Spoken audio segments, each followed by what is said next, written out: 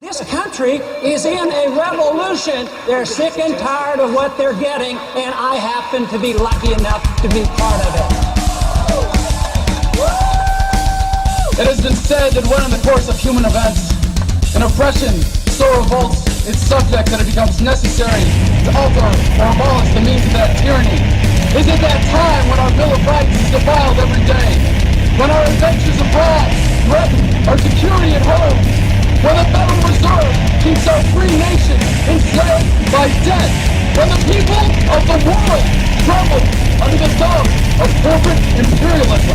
And now, our nation is drifting dangerously from freedom to fascism. So I have to ask, is it time? And now, from the luxurious albino raccoon recording studios located in the Midwestern heart of America, it's the Last Voice for Liberty Network. And here's your host, The Mouth. Greetings and salutations to all of our fellow patriots. It is time. The Last Voice for Liberty Network is back on the air for the year 2013 after our short holiday hiatus. We all had to actually take some time to stop and reflect and figure out exactly just what we're getting accomplished here and what direction we want to take the show for this year. Now, I can't really give a good promise that everything's going to work out, that our efforts are going to pay off this year. I can't. This morning, I got called a fearmonger, 23 times by people this morning? So, it's still out there that people are buying into the government and buying into their lies and what they're telling you people. Now, that's why we here at the station, at the Last Voice for Liberty Network, everybody involved with the page, our upcoming contributors, all our friends from Facebook that give us stories and give us tips and show us leads to where to go. We're all going to continue to work together against this. We'll continue up until they draw arms against us, and then unfortunately we will have to draw arms in return. This is what those of us in the Liberty Movement are looking to avoid actively. Avoid violence, if at all possible, especially when it comes to these Second Amendment rights. Folks, these are that important to keep. When the government starts telling you can't have guns, it's the most important time to have guns. Okay? It's not going to make kids safer. It's not going to make schools safer. It's not going to make the streets safer. It's not going to stop gang warfare. It's not going to stop people from getting shot. It's not going to stop people from getting robbed at gunpoint. It's not going to solve a fucking thing. All it's going to do is take guns away from people who lawfully own them. So why do you need an assault rifle? I'll tell you why I need an assault rifle. Because that assault rifle in the hands of an American citizen, and as many American citizens as we have, has been the major deterrent for why we've not been invaded. Tell them, McCluskey. Tell them what time it is. You claim 9/11's a reason to, or these school shootings are a reason not to have an assault rifle? Do you realize that they could shoot kids just as dead with a zip gun made in prison? You can make pen guns in prison. You don't have, they do it in prison all the time. What do you think, a guy out in the street can't figure that shit out? Or a guy that just got out of prison can't figure that shit out? If he wants to be psycho and go, shoot up a bunch of kids in school, let's say he makes a bunch of zip pens, one shot each, bat, bat, bat, starts walking and doing that. What are you going to do to outlaw that? Wait, those are probably already illegal anyway. You've made laws to make these guns illegal, and you're not going to get rid of them that way. Good Christ, you're blaming an object for the actions of human beings. The goddamn plane has crashed into the mountain. This country needs to severely waken up, especially in the light of this Sandy Hook hoax, or the Sandy Hoax. pretty much what I'm going to call it, because that's all it is. I am beginning to even have serious doubts as to whether or not these children are dead. People are calling me crazy. People are saying you're just paranoid and nuts.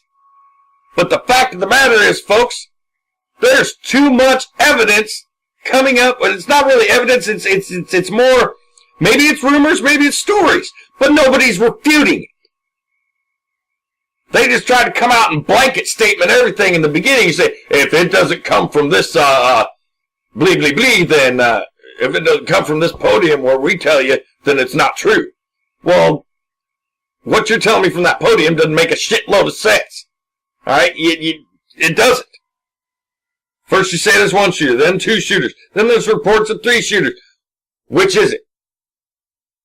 And you come out and threaten everyone else with prosecution for telling any other type of story?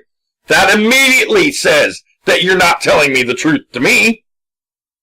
I find your lack of faith disturbing.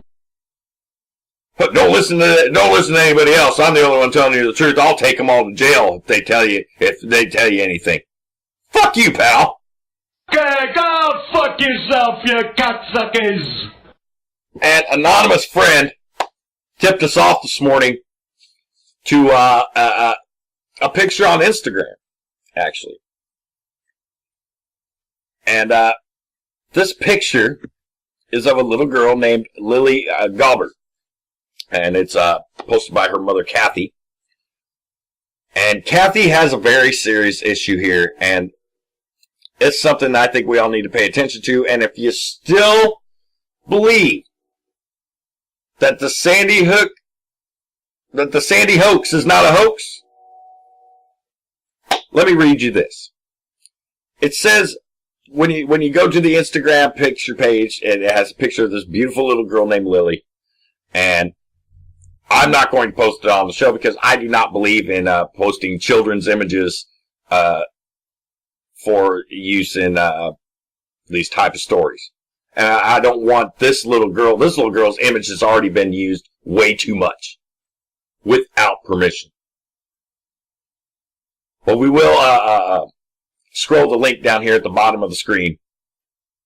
I'll have the coon do that for you guys, so then you can go and take a look at this. I will read you what it says when you scroll over the picture. It says, "Friends, I need your help." Serious exclamation points. I don't know if exclamation points cannot be serious, but you never know. "I am reposting this from my Facebook page," she says. "Dearest family and friends, Saturday afternoon I was made aware that a photo I took on August 14th, 2009 of Lily on her first day of kindergarten, the photo that is seen here, was found on multiple Facebook pages. 8 that she knew of as of the time of posting this. Okay? They were devoted to the horrific events there in Connecticut, folks. Devoted to it. Written below the photo was, "Rest in peace to this little 6-year-old angel who got killed in this horrible tragedy," and similar captions. Now this photo of her, it's her photo, Kathy's photo of her child. Sweet, beautiful, alive and well child.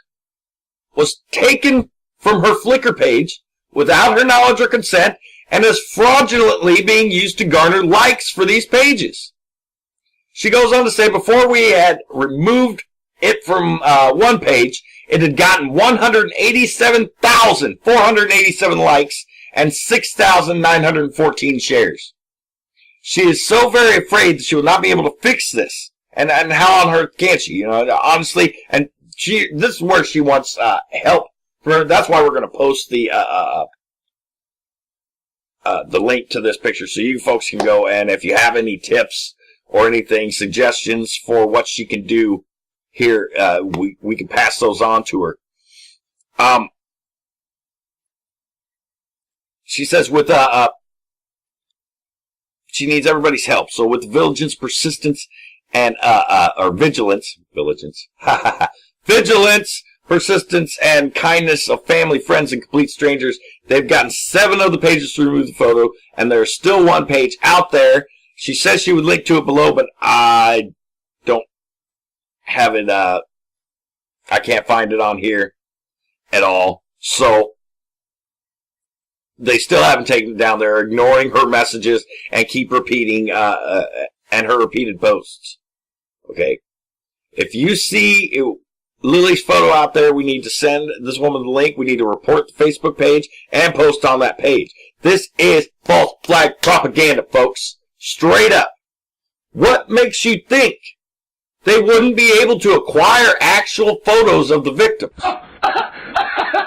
Did you fucking hate us? You're fucking president! They have to go to someone's Instagram page, some random woman, and steal a photograph of her daughter and perpetuate it as if her daughter is dead. What is your problem, you insensitive asshole? Just to get people to fall in love. 6,914 people decided to share this little girl. That spread this little girl's image all over the web. All over the web. What say did she have in this? She's alive and well, and that has nothing to do with the girl Allison Wyatt that she's supposedly compared to. Now, while they do look similar, they don't exactly look alike. This is an absolute fallacy. It's falsehood, and there are several of these left-leaning Facebook pages out there that are using children's images, stolen children's images. Not using the actual images of the children who were supposedly killed there. This is what leads me again to believe that maybe these children aren't dead. Maybe these children were stolen. People got no respect for the brain dead? Is that a possibility? Stolen and sent to be somewhere else just to push an agenda through? Our government made it all of a sudden decide, well, we're not going to be that sick. But, yeah, we'll just go and kidnap them and send them somewhere. You've got to be kidding me. Motherfucker. Now, you don't want to be messing with me because I'm liable to stuff a mud hole in your ass, you know? This case stinks to high heaven, folks, and if you think for 1 second that the Sandy hoax is not a hoax, you're deluding yourself.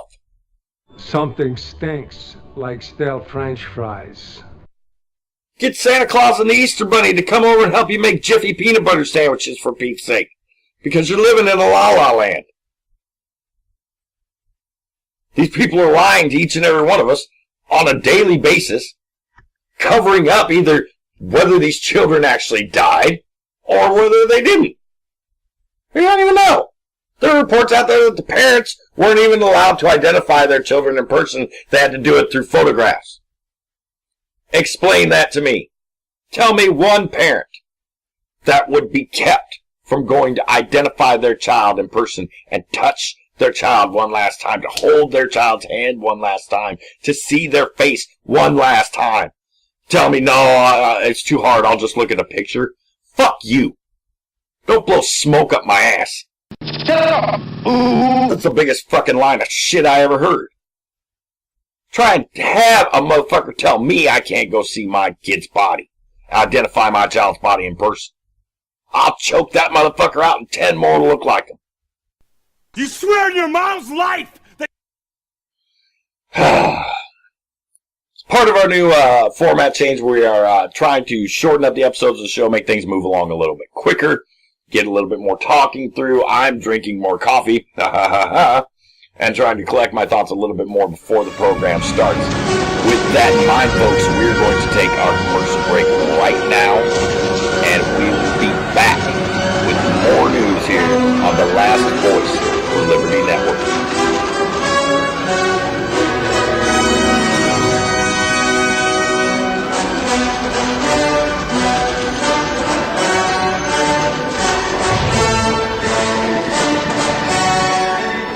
Gentleman from Florida.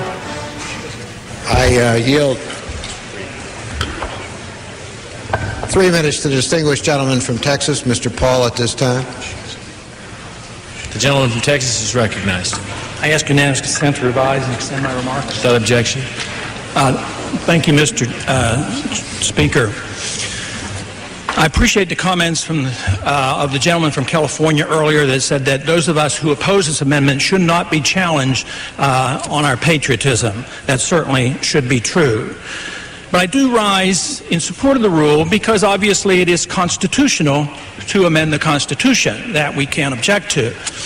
But I do have questions about what we're doing to the spirit of America, the spirit of the Constitution, in a desire to protect a symbol. Not too long ago, Hong Kong was taken over by Red China. The very first law that Red China passed on Hong Kong was to make it illegal to burn a flag. The first time Hong Kong ever had that law, the British don't have a law like this. Red China, as soon as they took over Hong Kong, they passed a law to make it illegal to burn a flag. But it doesn't stop there. On an annual basis, we, the Congress, require the State Department to report to us any human rights violations around the world. The human rights violations in Red China are used specifically to decide whether or not they will get most favored nation status. Last year, in 1988, the report came to the Congress in April of this year, and it reported that indeed there were violations of human rights. What were the human rights violations that we are condemning by this report, and we're going to use against the Red Chinese? 2 individuals burned the Hong Kong or the Red Chinese flag. I think it's just a little bit hypocritical if we want to claim the Red Chinese are violating human rights because somebody there burned a flag. At the same time, we intend to pass that law here.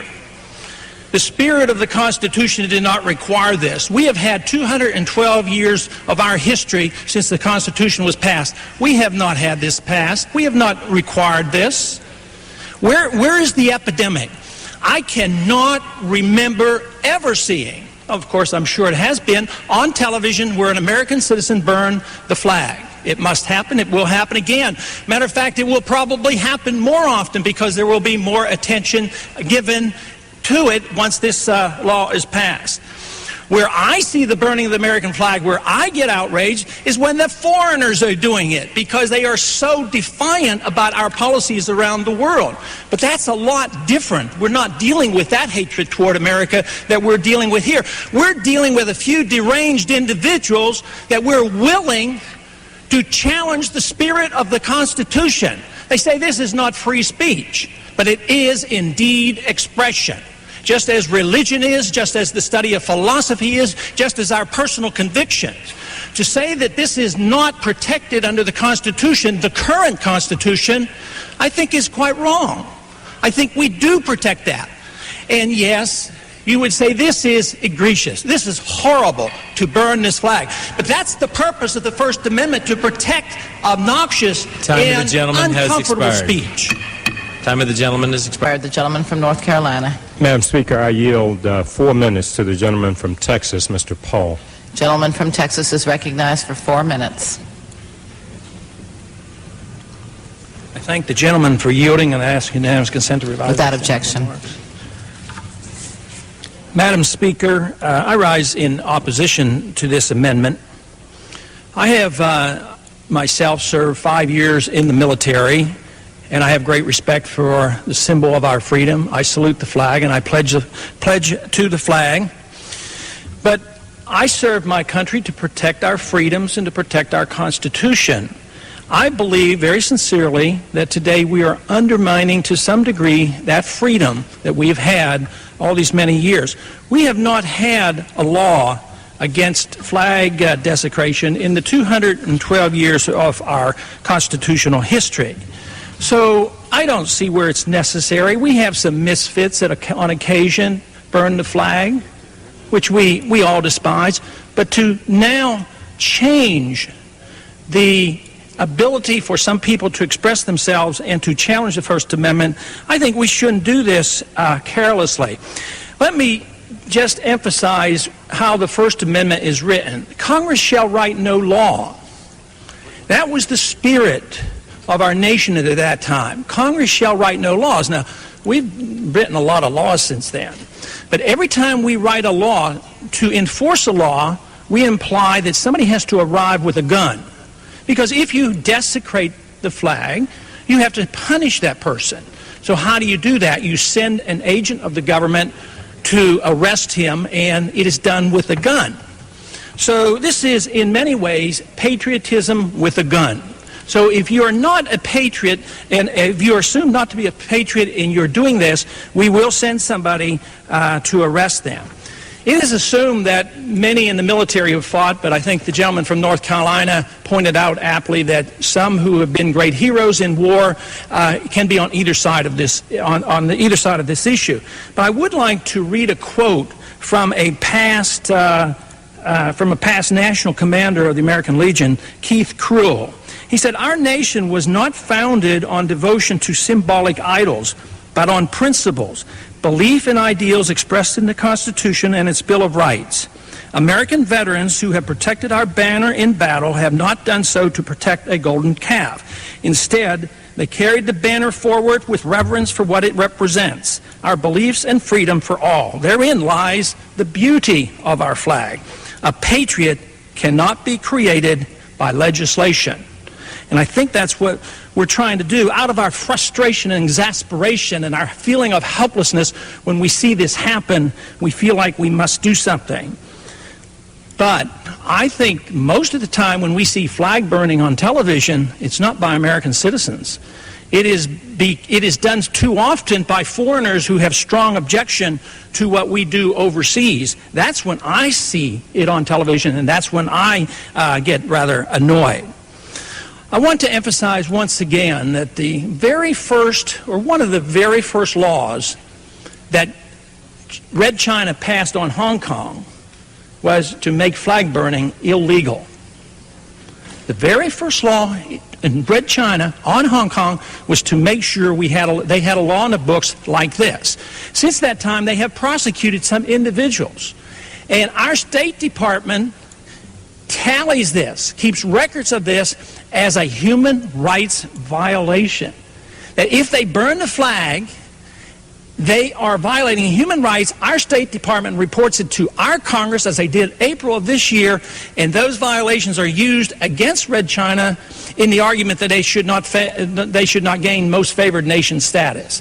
So there's just a bit of hypocrisy here if we think that this law will do so much good, and yet we are so critical of it when Red China does it. We must be interested in the spirit of our Constitution. We must be interested in the principles of liberty. We should not be careless in accepting this approach to enforce a sense of patriotism. Gentleman's time has expired. Gentleman from Virginia. I yield 15 seconds to the gentleman from California. And I would address my colleague that just spoke in the well.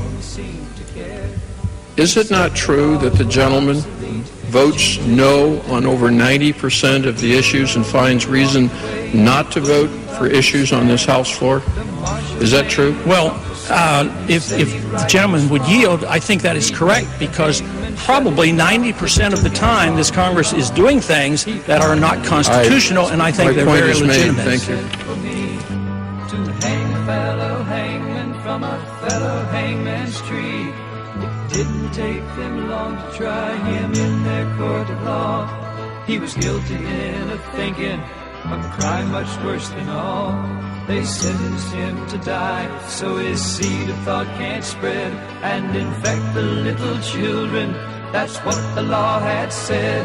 So the hanging day came round and he walked up to the noose. I pulled the lever, but before he fell I cut him loose. They called it all conspiracy and that I had to die. So to close their mouths and kill our minds, they hung us side by side.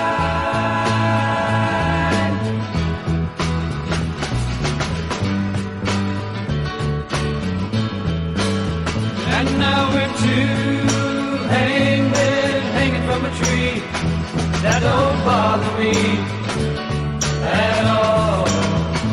And welcome back to the Last Voice for Liberty Network. I am your host, The Mouth, here on the 3rd day of January 2013, folks. Could this be the last year that liberty lives, or at least breathes for a while? Liberty will never die. We all know that. I mean, if you don't think that liberty will never die, they'll try to take it away. And they'll do it over and over. But it will never die. we move on with our program today. Need to make a quick stop to talk about someone that I usually don't like to talk about because I think he's a pompous ass, to be quite honest. I really do. He's got his head stuffed so far up the GOP tent pole that he can taste what they have for breakfast on a daily basis, and that makes him just as redundantly foolish as the other left. As the left-leaning folks do with the Democratic Party. I mean, it really does. And who am I talking about, folks? You know him, you hate him, and you might love him. My old man does. My old man thinks he's great, watches him every night. Of course, my old man's not even a shithouse rat on something, but that's okay. Sean Hannity is who I'm talking about from Fox News. Oh, of course. And this might attract some of our liberal friends here to be interested to know that I don't like Sean Hannity. I don't. I think he's a jerk, for lack of a better word. Well, the guy, when BS is happening on his show that's detrimental to him as well as detrimental to, like I said, I try to avoid watching him. But I caught this clip this morning, and it just absolutely amazed me. It was a clip with Sean Hannity, and there was conservative attorney Jay Sekulow, or whatever the hell this guy's name is. That's some dude. And civil rights attorney and radio show host Leo Terrell. And the article that I actually caught this in this morning, it was pretty much supporting of Terrell and what he had done here. And we'll play the clip for you, just because it's so stupid. You won't believe just how dumb it is. Matter of fact, I think about the only way that I can be smart about doing this, folks, is to just go ahead and play the clip. So here we go. Here's this clip from Sean Hannity's program last night. Those people that have weapons, now if somebody wanted to steal them, they've also been disclosed. And people without guns are probably sitting ducks if people want to know where to rob. Here's my question: Do you believe in the right of privacy? Because liberals often lecture us about the right of privacy. Mr. Hannity, have you forgotten about what happened at Sandy Hook, where there was a lunatic who shot up 20 kids? This information is, I'm answering your question, sir. Now let me get my point across. Please, Mr. Hannity, my point is that this information will alert the neighborhood of people who are mentally ill. And this information is disclosed under the Freedom of Information Act. No constitutional right was violated. I think that person is mentally ill. You better go take his gun. Leo, there are people that don't like your opinions. It could have saved 26 lives. It could have saved 26 lives. Connecticut has the toughest gun laws. Connecticut has the toughest gun laws in the United States. There are certain people in this country of what happened at Sandy Hook. There are certain people in this country, Mr. Hannity, that do not need a gun. They can register for a gun, they can acquire a gun, but they're mentally disturbed. There's background checks are required by law in all 50 states. What you're doing here is you're putting individual citizens who are legally in possession of arms that are protected by the Second Amendment to the United States Constitution. You're putting them at risk. You're putting police officers who can be subject to retaliation, and you've identified where they live. You've got domestic violence victims again. You don't want to acknowledge that. Connecticut had the toughest gun laws in the country. That mother was legally allowed to have guns. Her son was mentally disturbed. Why don't you answer my question? Yes, in a state that has the toughest gun laws, that doesn't solve the problem. All right, we got to run. Leo, you were friends with O.J. Simpson. Did you know that he was? Did you know that he was going to be liable? What? Hello? Oh, Leah? All right, we got to go. Thank you both for being with us. All right, thanks, Sean. All right, Leo, good to see you. 2013 is bringing with it a much bigger government with.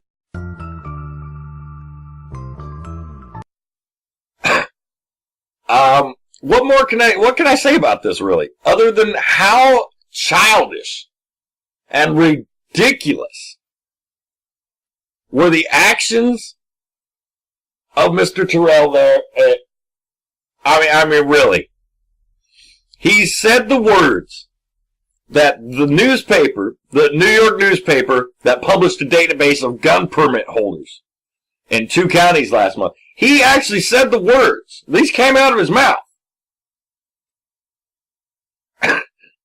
This lets people know where the mentally ill people are. This is what he said. This is propaganda, folks. And then he continued, the paper employed this a lot. He said it alerts, it also, it screamed at one point once I discerned from the inane babble between these 3 morons jabberwalking over something that should be so simple as a violation of privacy rights by this newspaper. This guy supporting them all said it alerts parents to potential threats in their neighborhood. He also said the words mentally ill. I heard him come out of his mouth. Folks, you had to hear it right there. Now, as they all continue to disagree on, then this jackass. How childish do you have to be to go, I'm not going to listen to you. I'm just not going to listen to you. Like a 2-year-old. Are you serious? How old is this guy? You look to be about 50 years old. And you're, nope. Give me a break. How do you...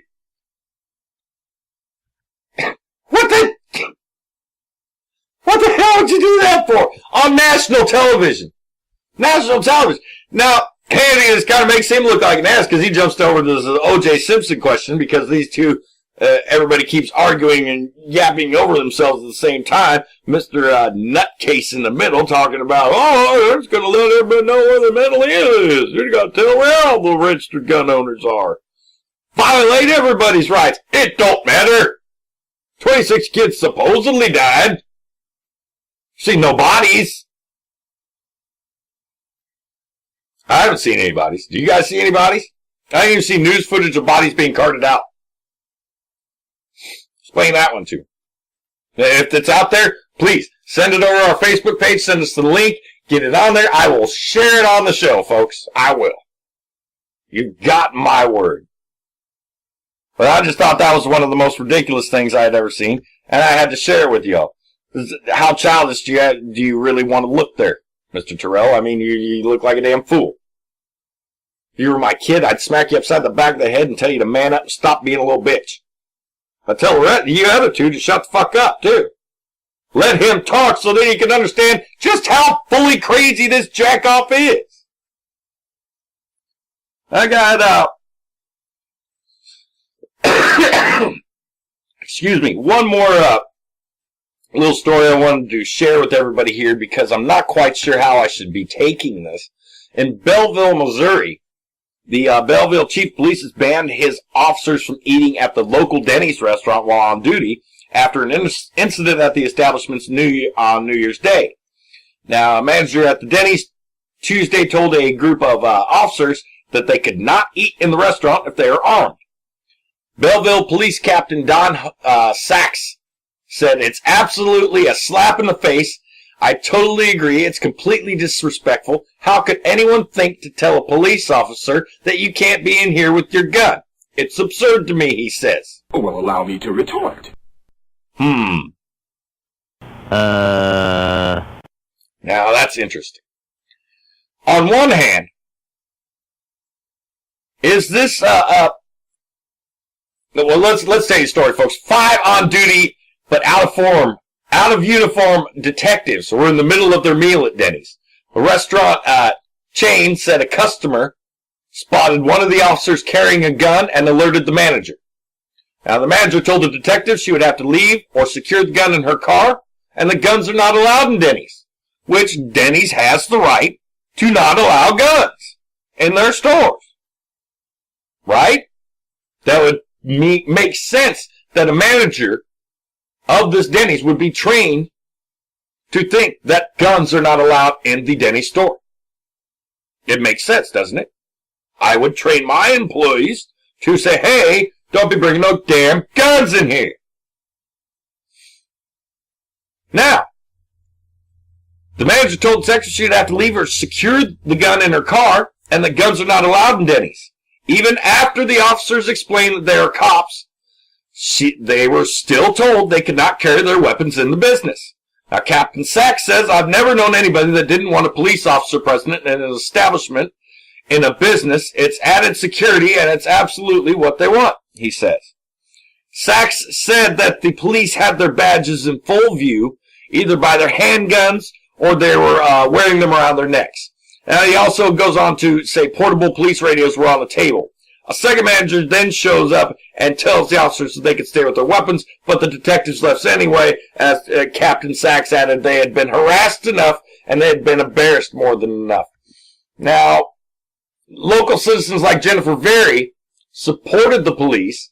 She said, you want them to be there with their guns. That makes them cops so they can protect the public. Denny released a statement that said in part, Denny's policy permits law enforcement officials to carry their firearms in the restaurant, and we regret any misunderstanding. You know, don't blame us. We're just Denny's. It was just a misunderstanding. What do you want to bet this lady probably got fired over this? Just saying. Some people plan to stay away from Denny's now, just like the police. Eric Very said that, apparently related to Jennifer Very, since their names are spelled the same. He says, I won't go to Denny's until they resolve it with the Belleville Police Department. They're working hard out here for us, and we definitely need to support them.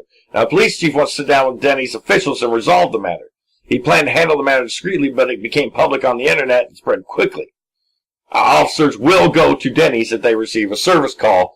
They have to, folks. But will they take their time? 10-6-9er, we got whores in the city. We need backup now. But isn't this a bit of it's good enough for the goose, it should be good enough for the gander? I like what I'm hearing. I mean, we've got to look at it from that aspect as well, folks. If we're going to require all citizens to respect an establishment's wishes to not bring arms into their stores, and they come and ask you, even though you are a law enforcement official, does that make you, should you be immune from that? And when you start making yourself immune from these things, doesn't that separate you from the rest of us? That doesn't make you there to serve and protect us. That makes you there to overlord us, to corral and enforce us. You're not serving and protecting if you're the only ones that are able to protect. Because police always show up after the crime has happened. Nobody calls the police and goes, hey, I think somebody's going to commit a crime here today. You better be here about 3:15. You can catch him. Nobody does that. Listen here, you beautiful bitch. I'm about to fuck you up with some truth. This isn't the fucking movies, folks. It doesn't happen that way. Real life does not work that way. More issues with police, and here is a police force that I would like to give a big hand to. A nice little last voice for liberty salute right here from the mouth to you. Saying, we've got the Dana Safety Supply Company has decided that they are going to stop selling semi-automatic rifles to civilians completely. They're another vendor that has joined the ranks of those that failed to completely honor the Second Amendment. Dana Safety Supply has stated that they will no longer sell self-loading rifles to civilians and will reserve those rifles for sale only to law enforcement agencies. Now, as a company, you do technically have the right to do this. I mean, you do. It's your company. You can decide this. According to numerous reader reports and other reports around the net, Dana Safety Supply has issued the following statement which suspends their sale of semi-automatic rifles to civilians. An email to Do Guns Save Lives website, which is where we got this story at, remained unanswered as of this morning's publication. But the following image had been snapped on there, and it was just a post on the door at the Georgia location that said, important, as of December 26, 2012, Dana Safety Supply, including Southern Firearms, Central Firearms, and Palmetto Firearms. We will have a list of all the companies that Dana Safety Supply is owning there for all of our customers, all of our fans and stuff in the South. Excuse me, customers. You guys don't buy anything off me. The parent company of Dana Safety Supply has adopted the new policy effective on the aforementioned date. They will no longer sell semi-automatic rifles to non-law enforcement individuals. They value the business of all our customers and trust that you will support us as we transition to this new policy. Well, that would put Dana in the company of several other companies that have adopted the same policy in recent days, especially with the school shootings and the propaganda and the actual fear-mongering that's going on, folks. And say, well, hey, at least they got their law enforcement sales to keep them in business, right? Well, folks, not so fast. Because one sheriff in Oconee County, Georgia, begs to differ. Sheriff Scott Berry tells us, well, I have done business in the past with DSS and found them, Dana Safety Supply, and found them to be an excellent source of products that we buy. However, I just sent them this email, and I quote, Sirs, it is my understanding that you have stopped selling self-loading rifles to members of the general public in favor of selling them to law enforcement officers only. I deeply regret that decision.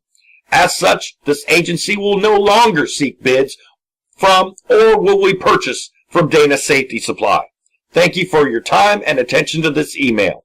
Sheriff Scott Berry, the Oconee County, Georgia Sheriff's Office, and a big round of kudos to Sheriff Berry for standing up for the civilians' rights to bear arms, for recognizing that the constitutional oath he took is something that he's going to stand up to, even if it comes to taking business. You don't want to do business and sell with the American public. You only want to sell to law enforcement officers. Law enforcement officers, you have the right to say, I don't have to bring my business to you.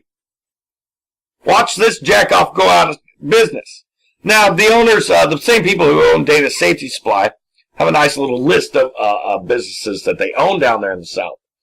They own Dana Safety Supply out of Atlanta, Georgia, Southern Firearms in Greensboro, North Carolina, Palmetto Firearms in Columbia, South Carolina, Central Firearms in Tampa, Florida, Dana Safety Supply in Miami, Florida, Duval Honda, Duval Ford, Duval Acura, Duval Mazda at the Avenues. These may all be part of one big conglomerate auto lot. Mercedes-Benz of Gainesville, Subaru of Gainesville, Tampa Honda Land, Countryside Ford of Clearwater, Countryside Mazda of Clearwater, U.S. Auto Credit, Scott McRae Advertising, Cause to Communicate, and Commercial Landscape Solutions, all owned by the same people who own Dana Safety Supply, making this decision that they're not going to sell arms to the public anymore. I wonder how much of a government subsidy they got for making that decision. I wonder how many police departments were informed that this is where they need to start going for all their arms. Many? Probably. Wouldn't surprise me one bit. You know what? I'm getting ahead of myself. Let's just keep praying. Never question Bruce Tickets. Folks, I got to end the show here with something that it's kind of personal to me. We all kind of went through a big state of depression this over this holiday, and a couple of us, including the founder of this entire last voice thing going on here, Mr. Lee Peer, he's kind of losing his faith. I'm going to read to you his blog post here that he wrote last night. It's called, It's So Hard to Say Goodbye to Yesterday. How did it get this bad? Where did we go wrong? Will it ever be as good as it once was? Is it too late to save it? Have we already passed the point of no return? Is the time of disgrace and war finally upon us?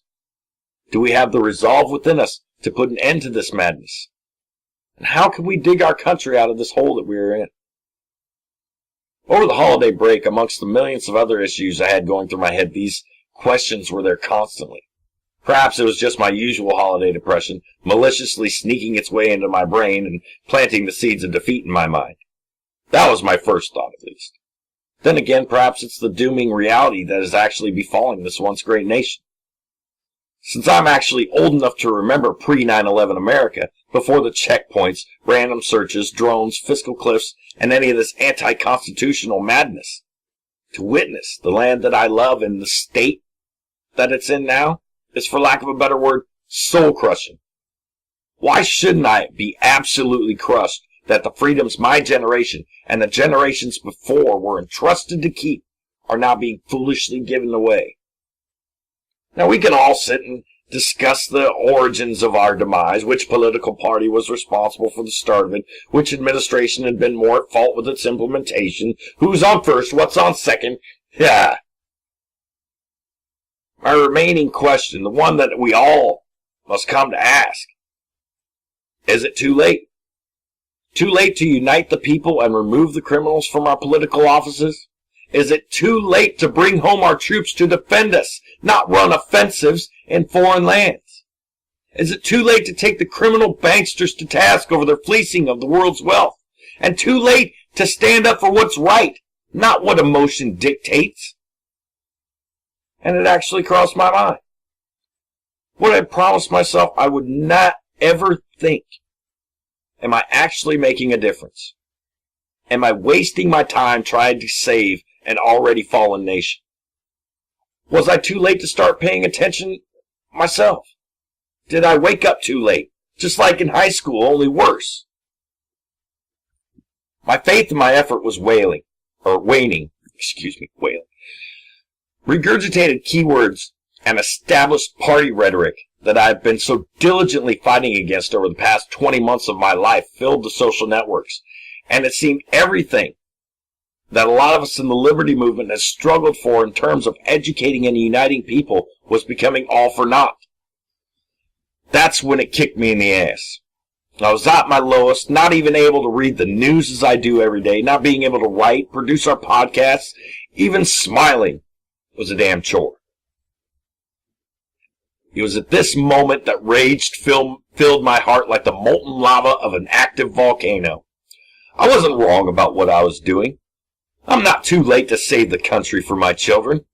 I've only just begun.